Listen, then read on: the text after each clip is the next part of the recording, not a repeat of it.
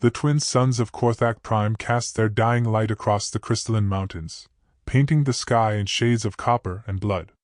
War Chief Graxus Ironmaw stood atop the command tower of the mobile fortress Bone Crusher, his cybernetic eye scanning the horizon for signs of the enemy. The planet that had once been the unified homeland of all orc kind now lay divided, its surface scarred by centuries of technological warfare. "Movement detected, Sector 7 Alpha," reported Lieutenant Thok, his voice crackling through the Neuralink communicator embedded in Graxus's skull. "Steelclaw advanced scouts, 3 clicks and closing." Graxus's massive hand tightened around the grip of his plasma rifle, a weapon that had been passed down through 5 generations of Ironmaw clan leaders. The rifle hummed with barely contained energy, its quantum core pulsing with a rhythm that matched his heartbeat. "How many?" he growled, his tusks gleaming in the artificial light of the command center. 12 confirmed hostiles, riding hover bikes. Standard Steelclaw reconnaissance formation. The Steelclaw clan. Even the name filled Graxus with a mixture of rage and grudging respect. They had once been brothers, all orcs united under the banner of the great horde that had conquered 3 star systems. But that was before the discovery of the Void Crystal, before the philosophical divide that had torn their people apart, before the war that had raged for over 2 centuries. "Signal the warriors," Graxus commanded, his voice carrying the authority of absolute leadership. "Full combat deployment. Today, we remind the Steelclaw why they should fear the night."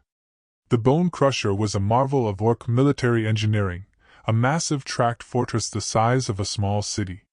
Its hull was forged from quantum-enhanced durasteel, capable of withstanding direct hits from orbital bombardment.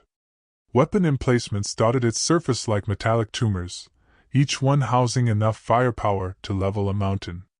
As Graxus's order echoed through the ship's corridors, thousands of Ironmaw warriors began their battle preparations. In the lower decks, Tech Shaman Urgot the Blessed worked frantically over a bank of quantum computers, their screens displaying incomprehensible patterns of light and data. The old orc's body was more machine than flesh now, cybernetic implants covering nearly every inch of his hide. Cables snaked from ports in his skull to the computers, allowing him direct mental interface with the fortress's systems. "The spirits of the machine are restless tonight," Urgot muttered, his organic eye twitching as he processed terabytes of tactical data. "The enemy brings new toys to our dance of death." Above him, in the warrior quarters, hundreds of Ironmaw soldiers donned their power armor. Each suit was a masterpiece of both technology and tradition, combining advanced servomotors and energy shielding with ceremonial bone spikes and tribal markings. The armor enhanced their already formidable strength tenfold, turning each warrior into a walking tank capable of crushing a hover tank with their bare hands. Sergeant Mokhtar Skullsplitter checked his weapon loadout for the 3rd time, his nervous energy evident despite his scarred exterior. His squad had been selected for the advance assault, an honor that came with a very low survival rate. The plasma cannon mounted on his shoulder weighed nearly 200 pounds, but the power armor made it feel light as a feather. "Remember," he addressed his warriors, his voice booming through the armor's external speakers. "We fight not just for victory, but for the honor of our ancestors. The Steelclaw may have forgotten the old ways, but we carry the true spirit of the orc within our hearts." Meanwhile, 15 kilometers away, the Steelclaw reconnaissance team had stopped their hoverbikes atop a ridge overlooking the approaching Ironmaw fortress. Captain Zara Steelclaw, daughter of the clan's supreme commander, lowered her quantum binoculars and frowned. The Bone Crusher was even larger than intelligence reports had suggested, its multiple weapons systems tracking their position with mechanical precision. "They know we're here," observed Scout Leader Vex, his voice transmitted through the team's encrypted communication network. Unlike the Ironmaw's brutal cybernetic implants, Steelclaw technology was elegant and organic, using bioneural interfaces that enhance rather than replace their natural abilities. Zara nodded, her enhanced vision allowing her to see the tiny figures moving on the fortress's surface. "The Ironmaw always were too fond of their heavy armor and bigger guns. Signal home base tell Father that Graxus is making his move earlier than expected." The Steelclaw hoverbikes were marvels of anti-gravity technology, sleek vehicles that could reach speeds of over 500 kilometers per hour while remaining nearly silent. Where Iron Maw technology emphasized brute force and overwhelming firepower, Steelclaw innovations focused on speed, stealth, and precision. It was a philosophical difference that went to the very heart of their conflict. Zara's bike was a custom model, its hull crafted from shape memory alloys that could adapt to different combat situations. Weapon pods containing micro-missiles and energy projectors were seamlessly integrated into its frame, hidden until needed. She gunned the engine, feeling the familiar thrill as the anti-gravity generators lifted her above the ground. "Fall back to checkpoint Theta," she ordered. "Maintain observation protocol. The real show is just beginning." The history of the Orc people stretched back over 3 millennia, a tapestry woven from conquest, honor, and an insatiable hunger for the stars. They had not always been the technological powerhouses they were today. In the beginning, they were a tribal species on a harsh world at the edge of the galaxy, surviving through strength, cunning, and an unbreakable sense of clan loyalty. Everything changed when the Forerunner artifacts were discovered. The Forerunners were an ancient race that had vanished from the galaxy long before the Orcs had developed written language. They left behind ruins scattered across dozens of worlds, each one containing technology so advanced it seemed like magic.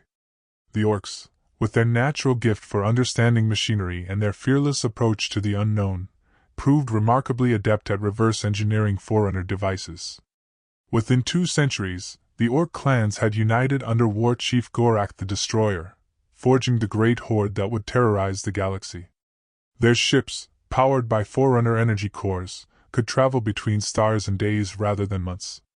Their weapons could crack planets, their armor could turn aside the combined firepower of entire fleets. But it was the discovery of the Void Crystal that changed everything. The artifact was found deep within a Forerunner temple on the dead world of Zirion 7, a gem the size of an Orc's fist that seemed to absorb light itself. According to the ancient texts that surrounded it, the crystal was a fragment of pure dark matter, somehow stabilized and contained within a crystalline matrix. The power it contained was beyond measurement. The Great Horde's wisest shamans and tech priests studied the crystal for years, gradually unlocking its secrets. They learned to harness its energy, creating weapons and devices that made even their Forerunner-derived technology seem primitive.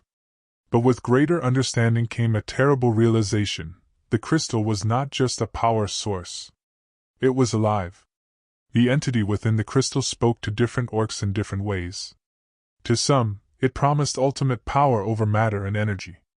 To others, it offered wisdom beyond mortal comprehension.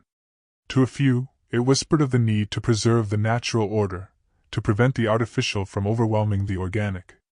It was this last group that would eventually become the Steelclaw clan. War Chief Tharkad Steelclaw was the first to propose that the crystal should be destroyed. He argued that its influence was corrupting the Orc people, turning them away from the warrior's path that had made them strong. He spoke of visions where the galaxy burned under the weight of unchecked technological advancement, where the Orc spirit was lost in a maze of circuits and energy conduits. His brother, Graxus's ancestor Morak Iremaw, saw things differently. To him, the crystal represented the next step in Orc evolution. Why should they be content with being merely the strongest warriors in the galaxy when they could become gods? The technology derived from the crystal could make them immortal, invincible, the undisputed masters of all creation. The philosophical debate raged for decades, gradually dividing the Great Horde along ideological lines. The Iremaw faction, calling themselves the Forge Masters, embraced ever more radical technological enhancement. They replaced their limbs with cybernetic alternatives, merged their minds with quantum computers, and sought to transcend the limitations of organic life. The Steelclaw faction, known as the Harmony Keepers, took a different path. They developed biotechnology that worked with their natural abilities rather than replacing them. They sought to enhance the Orc form without losing its essential nature, creating a synthesis of the organic and artificial. Both sides continued to revere their warrior traditions, but even these began to diverge. The Iremaw developed elaborate codes of mechanical honor, viewing battle as a precise dance of calculated violence. The Steelclaw maintained the old ways of clan warfare, emphasizing cunning, adaptability, and the warrior's intuition. The final break came during the Battle of the Crimson Nebula, when a dispute over mining rights to a Forerunner ruin escalated into open warfare. The battle lasted for 3 months, its aftermath leaving both sides bloodied and bitter. When the smoke cleared, the Great Horde was no more. In its place stood 2 separate nations, each claiming to represent the true spirit of the Orc people. That had been 234 years ago. The war that followed had consumed entire star systems, turned thriving worlds into graveyards, and pushed Orc civilization to the brink of extinction. Neither side had been able to achieve decisive victory, despite technological advances that should have made total war possible. They were too evenly matched, too committed to their opposing philosophies to ever find common ground. Now, as the twin sons of Korthak Prime sat behind the mountains, the latest chapter in this ancient conflict was about to be written in blood and plasma fire. The first exchange of fire came at 2,347 hours, standard galactic time. A Steelclaw sniper, positioned on a distant peak, fired a single quantum phase bolt that struck the Bone Crusher's primary sensor array. The shot was perfect, aimed not to destroy but to blind, eliminating the fortress's ability to track fast-moving targets. Graxus felt the impact through his neural connection to the ship's systems, a sharp spike of pain that left his organic eye watering. "Clever," he admitted grudgingly. "Signal all gun crews pattern bombardment of grids 7 through 12. If we can't see them precisely, we'll make the entire mountain uninhabitable." The fortress's main cannons roared to life, each one firing shells the size of hover cars. The projectiles weren't mere kinetic weapons, they carried warheads filled with quantum disruptors, devices that could unravel matter at the molecular level. Where they struck, the very ground ceased to exist, leaving spherical craters that glowed with residual energy. But the Steelclaw scouts were already gone, their hoverbikes carrying them away at speeds that made them nearly impossible to target. They scattered across the landscape like leaves in a hurricane, each one transmitting targeting data back to their hidden base.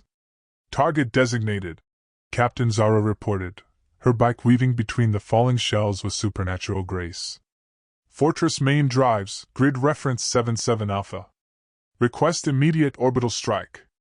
High above the planet's atmosphere, the Steelclaw command ship's swift Talon received her transmission. The vessel was less than half the size of the Bone Crusher, but it represented a completely different philosophy of warfare.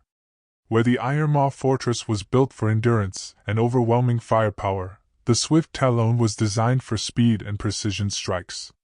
Commander Tharkat Steelclaw III stood on the ship's bridge, his enhanced nervous system processing tactical data faster than any organic brain should have been able to manage. Unlike the crude cybernetic implants favored by the Ironmaw, his enhancements were grown rather than built, biomechanical organs that enhanced his natural abilities without replacing them.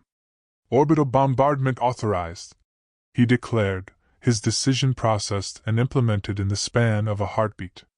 "Fire mission, grid 77 Alpha, quantum lances, minimum yield." The swift Talon's primary weapon was a marvel of Steelclaw engineering, a directed energy projector that could focus stellar energy into beams thin as a needle and hot as a star's core. Unlike the Ironmaw preference for area effect weapons, the quantum lance could strike targets with surgical precision from orbit.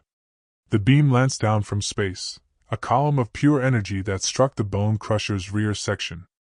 The fortress's shields flared and held, but the impact sent shockwaves through the massive vehicle's frame.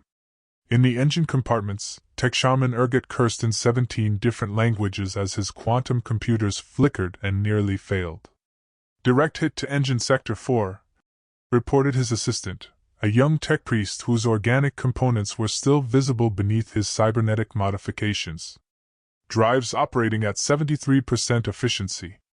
Graxus felt his fortress shudder beneath his feet, but his expression didn't change. He had fought the Steelclaw for over 50 years, and he knew their tactics. The orbital strike was just the opening move in a larger strategy. "Deploy the Ravagers," he ordered. "Full squadron, hunting formation." The Bone Crusher's launch bays opened like the maws of giant predators, disgorging a swarm of Ironmaw fighter craft. The Ravagers were brutal-looking vehicles, all angles and armor plating, bristling with weapon systems. They lacked the elegance of steel-claw designs, but they more than made up for it with raw destructive power. Squadron leader Gordhak Bloodaxe led the formation, his fighters' engines screaming as they climbed toward the enemy command ship. His craft was a veteran of 100 battles, its hull scarred by energy beams and micrometeorite impacts. The pilot himself was more machine than orc, his body rebuilt multiple times after combat injuries.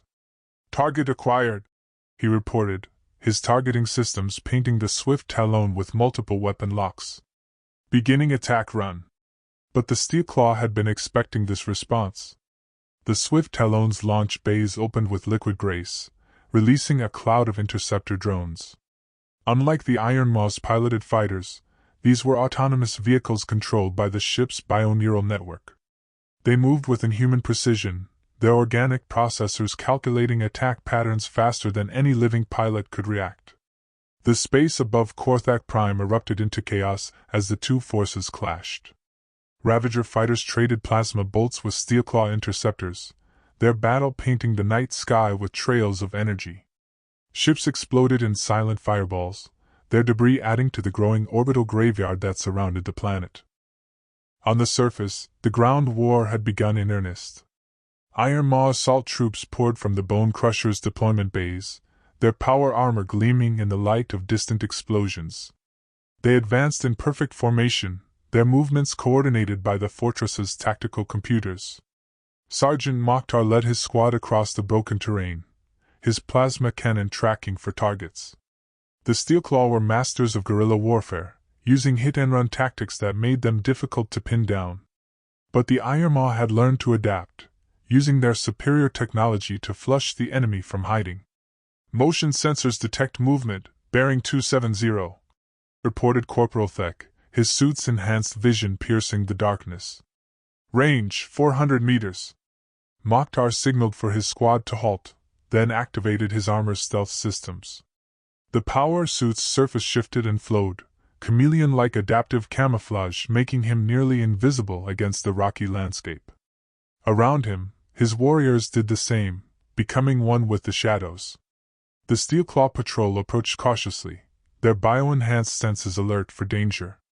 These were elite warriors, members of the feared Ghost Hunters unit that specialized in tracking and eliminating Iron Maw infiltrators. Their armor was sleeker than the enemy's, form-fitting biosuits that enhanced their natural agility while providing protection. Patrol leader Vash moved with fluid grace, his enhanced nervous system allowing him to process sensory data from multiple sources simultaneously. Something felt wrong about this section of the battlefield, too quiet, too empty. His instincts, honed by decades of warfare, whispered warnings that his rational mind couldn't quite identify. The attack came without warning. Mokhtar's squad erupted from concealment, their plasma weapons sending bolts of superheated energy into the Steelclaw formation. The Ghost Hunters scattered immediately, their superior speed allowing them to evade the worst of the barrage, but 2 of their number fell in the opening seconds. Vash rolled behind a boulder, his biosuit's adaptive armor already shifting to match the rock's color and texture.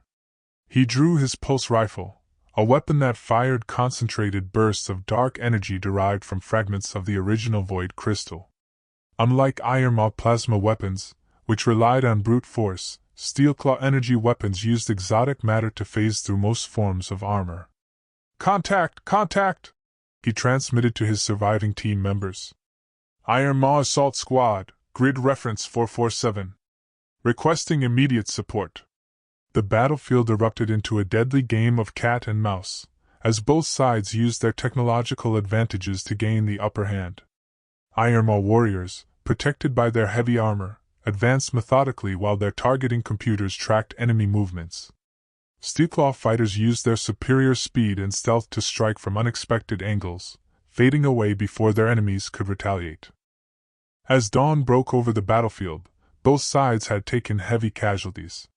The Bone Crusher had lost nearly a third of its weapon systems, while the swift Talon showed scorch marks from multiple fighter attacks. On the ground, the rocky terrain was littered with the wreckage of power armor and biosuits, testament to the savage nature of orc warfare. But for all the destruction, either side had gained a decisive advantage. This was the pattern that had defined the war for over 2 centuries, battles that raged for days or weeks, causing enormous casualties, but rarely changing the overall strategic situation. In the Bone Crusher's medical bay, tech surgeon Gorak worked to repair Sergeant Mokhtar's damaged armor. The warrior had taken a pulse rifle hit to his left arm, the exotic energy partially phasing through his protection and causing severe tissue damage. Gorak's multiple cybernetic limbs moved with mechanical precision as he replaced damaged biocomponents with synthetic alternatives. "You'll live," the surgeon announced, his voice processed through a vocal synthesizer that gave his words an electronic buzz. "The arm will be stronger than before once the integration process is complete." Mokhtar flexed his new limb experimentally, feeling the servomotors respond to his neural commands. Like most Irma warriors, he had been gradually replacing his organic parts throughout his career. Each battlefield injury was an opportunity for improvement, a chance to become more than merely flesh and blood. "How many did we lose?" he asked, though he suspected he already knew the answer. 47 warriors killed, 93 wounded severely enough to require extensive reconstruction," Gorak replied without emotion. "Acceptable losses for a probe of this magnitude." Acceptable losses. Mokhtar had heard that phrase countless times over the years, but it never got easier to accept. Each number represented a warrior he had trained with, fought beside, shared victory and defeat with. The Iron Maw claimed their cybernetic enhancements made them superior to their organic origins, but grief was one emotion that seemed immune to technological improvement. Meanwhile, in the Steelclaw Field Hospital hidden within a mountain cave, biohealer Yara worked to save the life of patrol leader Vosh. The warrior had taken a direct hit from a plasma cannon, the superheated energy burning through his biosuit and causing massive internal damage. Unlike Iron Maw medicine, which relied on replacement and augmentation, Steelclaw healing focused on regeneration and restoration. Yara's hands glowed with bioluminescent energy, as she channeled healing powers enhanced by symbiotic organisms living within her bloodstream. The microorganisms worked at the cellular level, repairing damaged tissue and stimulating natural healing processes. It was slower than simply replacing damaged parts with cybernetic alternatives, but it preserved the essential nature of the patient. "The organs are responding well," she reported to Captain Zara, who had insisted on being present during the procedure. "He'll need several weeks of recovery, but he should return to full combat effectiveness." Zara nodded, but her expression remained troubled. She had lost 12 warriors in the night's fighting, veterans whose experience couldn't be easily replaced. The Steelclaw preferred quality over quantity in their military forces, but that meant each loss had a disproportionate impact on their overall capabilities. "Any word from Father?" she asked, though she knew the answer. Communication between field units and high command had been sporadic since the fighting began, the electromagnetic interference from weapons fire and Iron Maw jamming systems making long-range transmissions nearly impossible. "Negative," replied communications specialist Keth, his bioneural interface flickering with static. "Last message indicated that the orbital situation remains contested. 3 enemy capital ships have entered the system, but Admiral Zornak has moved to intercept with the main fleet." The broader war was always present in the background of local conflicts like this one. Both clans maintained extensive fleets that patrolled their respective territories, occasionally clashing in massive space battles that could determine the fate of entire star systems. The fight for Korthak Prime was important, but it was just one theater in a war that spanned dozens of worlds. As the day progressed, both sides settled into defensive positions, either willing to risk a major assault without better intelligence on enemy capabilities. This was where the true skill of Orc warfare became apparent, not in the dramatic charges and explosive battles that filled their war songs, but in the patient gathering of information and careful positioning that preceded them. Graxus stood in the Bone Crusher's command center, studying a 3-dimensional hologram of the battlefield. His cybernetic eye processed tactical data faster than his organic brain could consciously comprehend, identifying patterns and possibilities that would have been invisible to an unenhanced warrior. "The Steelclaw have withdrawn their scouts to positions 7 through 12. reported Lieutenant Thok, his own enhanced intellect working in parallel with his commander's. Estimated force strength, 200 active combatants plus support personnel. Less than half their original deployment, Graxus mused, his tusks glinting in the hologram's light. Either they're conserving forces for a major assault, or they're waiting for reinforcements. The tactical situation was complicated by the nature of the terrain itself. Korthak Prime had been the site of numerous battles over the centuries, its surface pockmarked with craters and scarred by exotic weapon effects. Ancient battlefields became environmental hazards, areas where the laws of physics still bore the marks of Forerunner technology pushed beyond its limits. "Sir?" Tech Shaman Urgit's voice crackled through the communication system. "I'm detecting quantum fluctuations in Sector 9. Possibility of a temporal distortion field." Graxus's organic eye narrowed. Temporal distortions were among the most dangerous battlefield hazards, areas where time itself flowed at different rates. A warrior could step into such a field and emerge hours or even days later, while only minutes had passed for the rest of the universe. Both clans had learned to avoid these areas whenever possible. "Mark Sector 9 as hazardous," he ordered. "Deploy sensor drones to map the distortion boundaries." The Iron Maw's sensor drones were marvels of miniaturization, each one no larger than an orc's fist but packed with sophisticated scanning equipment. They moved through the air on nearly silent repulsors, their adaptive camouflage making them virtually invisible against the rocky landscape. As they approached the temporal distortion, their instruments began registering readings that defied conventional physics. Time itself was wounded here, torn by weapons that manipulated the fundamental forces of the universe. The drone's chronometers flickered wildly as they entered the field's periphery, measuring seconds that lasted for minutes and minutes that passed in heartbeats. At the center of the distortion, something large and metallic was partially visible, its form wavering like a mirage. "By the forged spirits," breathed Tech Shaman Urgit as the data streamed back to his quantum computers. "It's a ship. A big one. And it's old, maybe from the Great Horde era." Graxus leaned forward, his interest piqued. Ships from the Great Horde were rare artifacts, most having been destroyed in the centuries of warfare that followed the clan division. Those that survived often contained technology that both sides had forgotten, weapons and devices that predated the philosophical split between Iron Maw and Steelclaw. "Can we retrieve it?" he asked. Urgit's cybernetic fingers danced across his control interfaces, processing possibilities faster than organic thought. "Maybe. The temporal field is unstable, keeps shifting between acceleration and deceleration phases. If we time it right, we might be able to get a salvage team in and out before the field collapses. Or before the Steelclaw notice what we're doing," added Lieutenant Thok grimly. Unknown to the Iron Maw, the Steelclaw had also detected the temporal anomaly. Captain Zara studied the readings from her own reconnaissance drones, her enhanced senses processing the quantum signatures that marked temporal disturbances. Unlike the Iron Maw's crude mechanical sensors, Steelclaw detection equipment was based on living organisms that could actually perceive the flow of time directly. "Temporal echo," reported her science advisor, Biosage Corthex.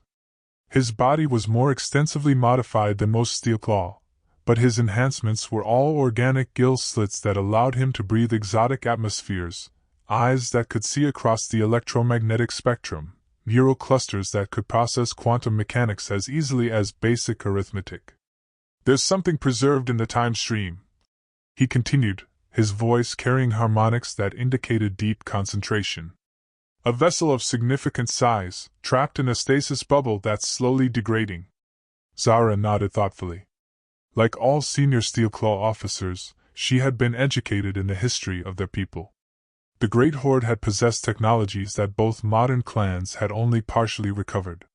If the ship in the temporal field contained intact examples of those lost arts, it could shift the balance of the war dramatically. "Assessment: can we reach it before the field collapses?" Corthex's modified neural clusters flared with bioluminescent activity as he calculated probabilities.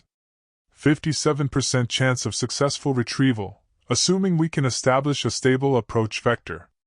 Higher probability if we can neutralize Iron Maw interference. And the nature of the interference? They've detected the anomaly as well. Their sensor drones are already mapping the field boundaries. The race was on. Both sides began preparing salvage operations, each knowing that the other was likely making similar plans. The ancient ship represented more than just military advantage, it was a link to their shared past, a reminder of the time when all Orcs had fought under one banner. Graxus assembled his best tech warriors for the mission, veterans who had experience with temporal anomalies and Forerunner artifacts. Their gear was specially modified for the unusual conditions they would face, with temporal stabilizers to prevent aging effects and quantum anchors to maintain their connection to normal space-time. Sergeant Mokhtar was selected to lead the assault team, his recent cybernetic upgrades making him ideal for rapid deployment operations.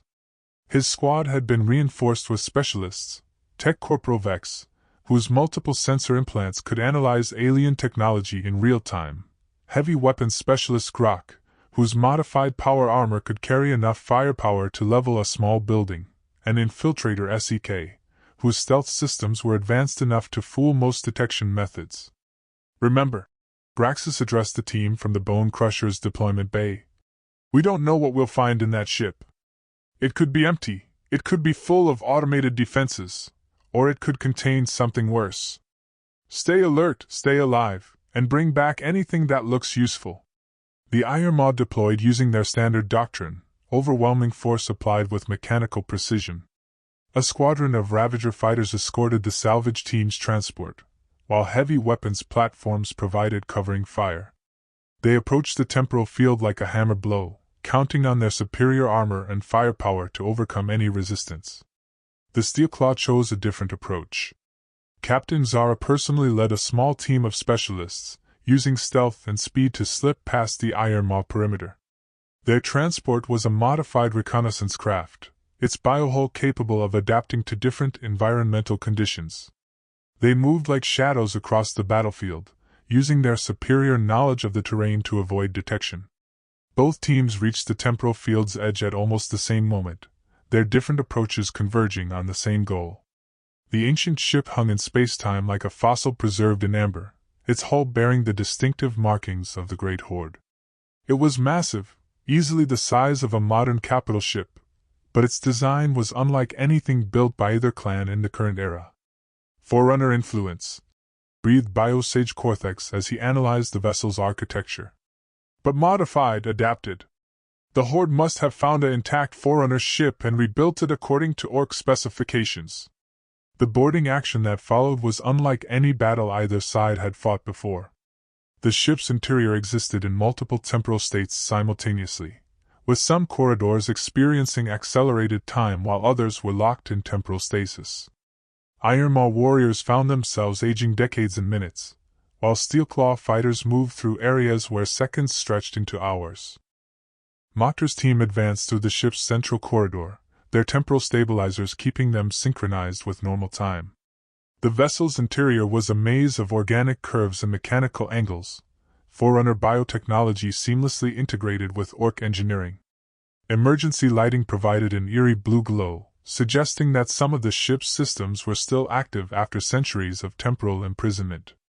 Motion sensors detect movement ahead, reported Tech Corporal Vex, her multiple implants processing data from dozens of different sources. Pattern suggests automated defense systems. The attack came without warning, tentacles of living metal erupting from the walls and ceiling, each one tipped with energy projectors that fired bursts of coherent force. The ship's defense systems had been designed to repel boarders, and they didn't distinguish between Iron Maw and Steelclaw intruders. Grok's heavy weapons opened fire, his plasma projectors sending superheated streams of energy into the metallic appendages. The organic components of the defenses writhed and burned, but new tentacles emerged to replace those that were destroyed. The ship was repairing itself, its biomechanical systems adapting to the damage. Meanwhile, Zara's team had penetrated the ship through a different route, using Steelclaw biotechnology to interface directly with the vessel's organic systems. Biosage Corthex placed his hands against a neural interface node, his enhanced nervous system merging temporarily with the ship's consciousness. "It's magnificent," he whispered, his voice filled with wonder. The ship is alive, truly alive. The Horde didn't just retrofit a Forerunner vessel, they awakened it. Created a genuine fusion of organic and mechanical consciousness. The ship's mind was ancient and vast, its thoughts operating on temporal scales that made minutes feel like centuries. It had been dreaming in the temporal field, reliving memories of battles fought when the galaxy was young. Now, sensing the presence of Orc minds after so many years of isolation, it began to stir. "Who disturbs my slumber?" The voice echoed through both teams' communication systems, each word carrying the weight of eons. "I sense the children of the Horde, but divided, broken." Through Cortex's neural link, Zara felt the ship's confusion and pain. It remembered a time when all Orcs were united, when the Great Horde carved its name across the stars in fire and glory. The civil war that had torn its creators apart was a wound that had never healed, a source of constant anguish for the ancient consciousness. "We are still your children," Zara said, her words transmitted through the bioneural interface. "Different paths, perhaps, but still carrying the warrior spirit you once served." In the central corridor, Mokhtar's team had fought their way through the defensive systems to reach the ship's main computer core. The chamber was a fusion of organic and mechanical elements, with quantum processors growing like crystals from walls of living tissue. At its center sat a throne of polished bone and metal, clearly designed for an Orc of massive proportions. "Command interface located," reported Vex, her sensors analyzing the throne's control systems. "But it's not just a pilot's seat, it's a neural integration system. Whoever sits there becomes one with the ship." Mokhtar studied the throne with a mixture of awe and unease. The Irreversible had always believed in the supremacy of machine over flesh, but this was something different, a true merger of consciousness and technology that went beyond mere cybernetic enhancement. "Can we access the ship's memory banks without full integration?" he asked. Vex shook her head. "The security systems are too sophisticated. They're keyed to Orc genetic patterns, but they require conscious authorization from a command-level neural interface." As if summoned by their discussion, Zara's team arrived in the command chamber through a different entrance. For a moment, both groups faced each other across the ancient throne, weapons raised but not yet firing. The ship's consciousness stirred around them, its vast intelligence trying to understand why its children were pointing weapons at each other. "Steel Claw," Mokhtar growled, his plasma rifle tracking Zara's movements. "Irreversible," she replied, her own weapon steady in her hands. They had fought each other countless times over the years, each conflict adding new scars to their ongoing hatred. But here, in this ancient place that predated their division, something was different. The ship's memories pressed against their minds, showing them visions of the time when their ancestors had fought side by side. "The ship wants us to remember," Biosage Cortex said suddenly, his neural link still active. "It's trying to show us what we've lost."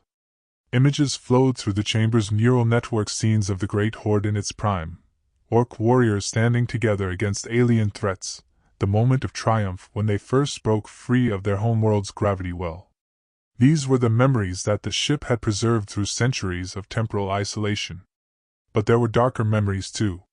The discovery of the Void Crystal, the philosophical debates that grew into bitter arguments, the first time Orc had raised weapon against Orc. The ship had witnessed it all, and the pain of that division had scarred its consciousness as deeply as any physical wound. "We could end this," Zara said suddenly, her voice carrying across the silent chamber. "Not the war, either of us has that kind of authority. But this moment, this confrontation. We could choose cooperation over conflict." Mokhtar's finger remained on his weapon's trigger, decades of conditioning warring with an unexpected sense of possibility. "The ship contains technology that could change everything. Weapons, defensive systems, maybe even the secret of true neural integration. Why should we share that with our enemies?" "Because we're not enemies," Cortex interjected, his consciousness still partially merged with the ship's vast mind. "We're two halves of the same whole, two different approaches to the same goal. The ship knows this, it's been trying to tell us,